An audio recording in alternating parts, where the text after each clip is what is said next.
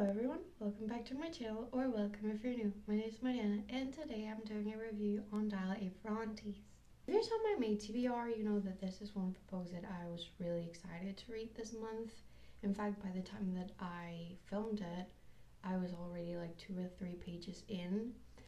And let me tell you, there were more than one reason as to why I was so excited to read this book. First of all, something about the cover was really inviting. It kind of reminded me of nice, very feel-good romantic comedies, very tools for engagement kind of vibes, or also like very reminiscent of Crazy Rich Asians. I believe I said that before. And by the time I read the book description, I was completely enthralled.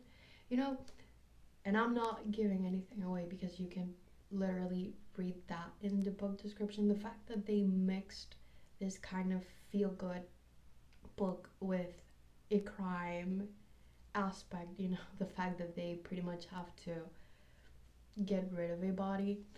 I thought, you know what, this book is going to be chaotic, and let me tell you, it did not under-deliver on that category.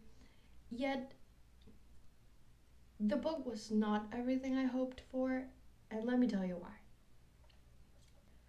I believe that in order to make this book justice, I just have to start from the beginning, you know, give you a little plot summary and then tell you what my issues with the books are. So basically, this book follows Mary Chan, a 26-year-old photographer who works alongside 3 aunts and her mom on a wedding service kind of company. Basically, Maddie's the photographer, her mom is the florist, her eldest aunt is the pastry chef, the second is, what was the second? Yes, hair and makeup, and the youngest aunt is the entertainment. And I found that dynamic very endearing, how they were all very close, yet Maddie had, you know, her issues with feeling a little bit stuck, yet not wanting to disappoint her family. It felt very realistic, and although, as you can see, I am not an Asian person and I do not live in the US, I related a lot with that fear of letting your family down. I am the eldest granddaughter of immigrant grandparents, both on my mom's side and on my dad's side, and I know what that, not pressure, but that feeling of the eyes of everyone on you, and you want to perform and you want to please everyone and you do not want to let them down. So that did feel very realistic, and it made me empathize a lot with her. So at the start of the book, they are preparing for a huge wedding that they're gonna work in, and seemingly unrelated to everything that's going to happen, Maddie finds out that her mom set her up on a blind date with the owner of the hotel that they're gonna do the wedding at. And let's just say that the date does not go as the way it should, and the guy ends up dead. Yeah. As I said, this book is very, very chaotic. But from the get-go, you have this very big conflict of, this guy is dead, what am I going to do with it? And as you expect, she goes to her family to ask for help, and they do not underdeliver. They, you know, just go to town straight away planning, you know, what are we gonna do with him? How can we hide this body? What are we gonna do to protect, you know, Maddie? And even though, yes, we were talking about hiding a body, yes, we're talking about murder, it was very cute to see how much love this family had for her, and how willing they were to protect the little girl in the family. So, flash forward to the wedding day, it's just chaos. Nothing goes on the way it should. Every plan is completely derailed, and on top of that, they have a dead body on location and they're just trying to get rid of it, in the middle of I don't know, like a 3,000 people wedding. And my issue, I think, is not with all of this mess. And I know that when I say this, you may say, are you crazy? We're talking about a wedding and a dead body and just chaos. How's your issue not with that? My issue is with the fact that if I could divide this book in thirds, the first 2/3 have a very similar tone. Yes, it's a comedy. Yes, it's obviously fiction. Yet it still feels kind of grounded. And then you move towards the last third of the book, and it just turns into a sitcom. So, how can we make this even more ridiculous? Throughout the book, you kind of feel this sitcom vibes. It's just Friends or Seinfeld vibes. That vibe of something could have been fixed very easily, yet we have to make it as convoluted as possible, and everything goes wrong and this and that. Yes, but towards the end of the book, it's just that on steroids. And let me give you an example. The sheriff, the island's sheriff, at the beginning of the book, he comes off as this very cocky and very annoying and honestly just a terrible person. But he doesn't feel ridiculous. And then towards the end of the book, he is just a cartoon of himself. I imagined him as like a Simpsons character. I believe that police officer in The Simpsons. He is just ridiculous for the sake of being ridiculous. He doesn't feel like a real police officer that, went up the ranks and got the sheriff's position. He feels very incompetent, kind of dumb. Like some of the dialogue feels, yes, just very cartoonish. And that also happened a little bit with Maddie. Like she feels like a very grounded character throughout the book. You have, her conflict with not wanting to let her family down.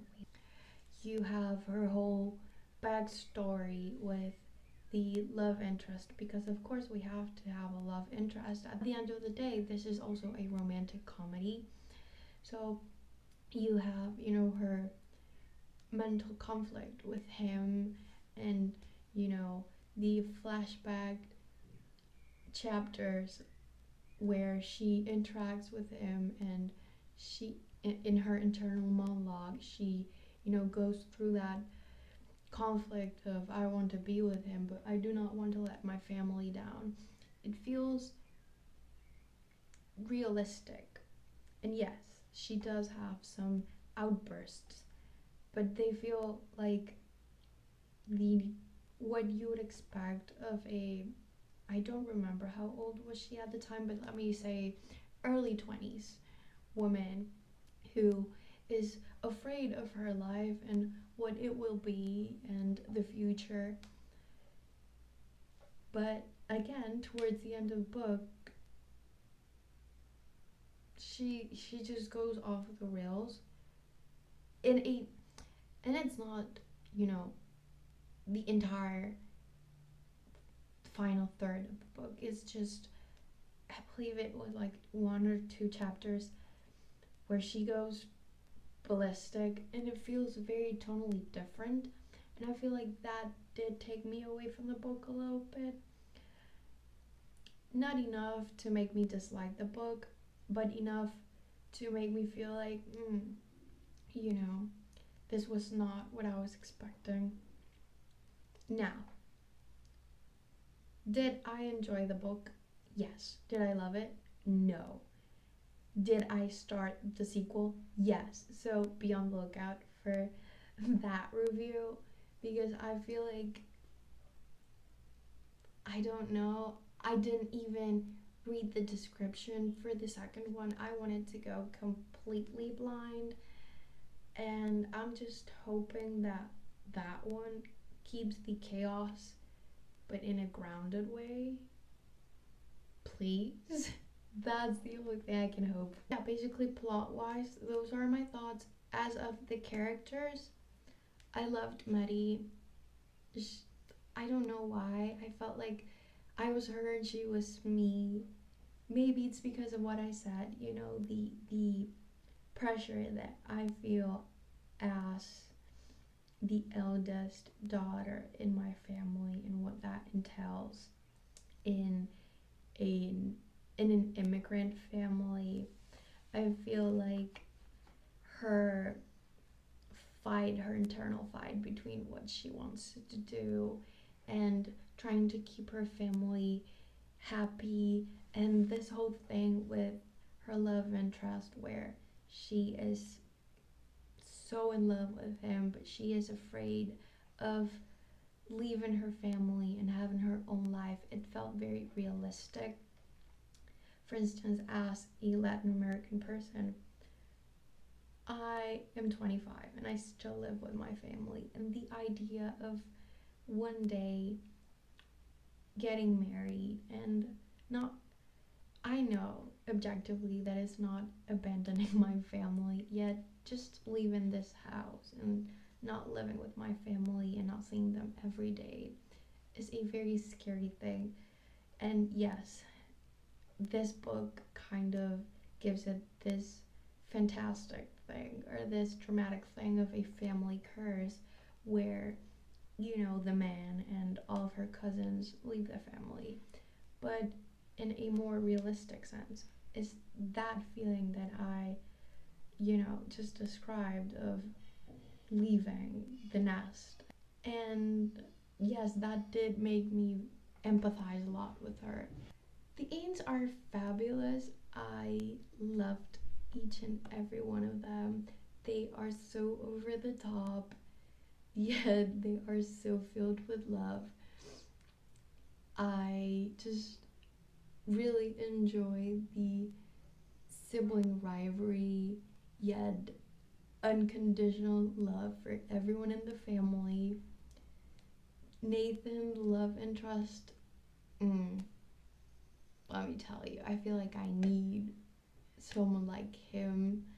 I still don't have like a full image in my head as to, you know, like how I picture him physically, but like character wise, 10 out of 10. But yes, those are pretty much all my thoughts on this first book.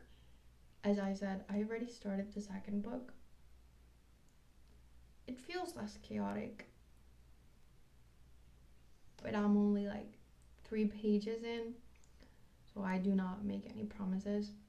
Be on the lookout for the review of that one, because if it's just as crazy as this one, it definitely merits a video. But yes, those were all my thoughts. I hope that you enjoyed this video.